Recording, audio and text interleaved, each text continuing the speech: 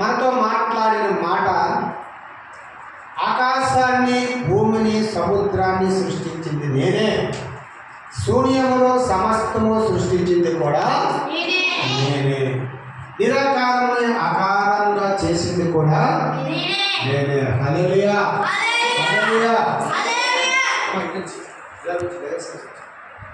హల్లెలూయా.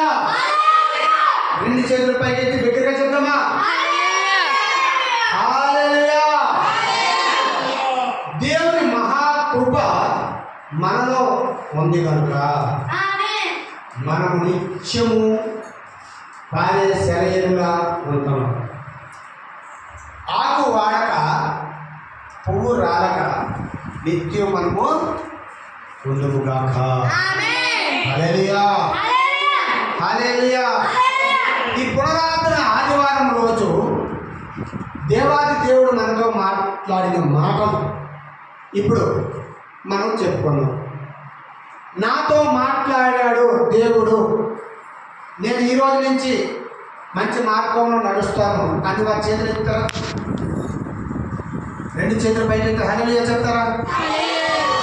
దగ్గరగా చెప్తారా? గట్టిగా చెప్తారా?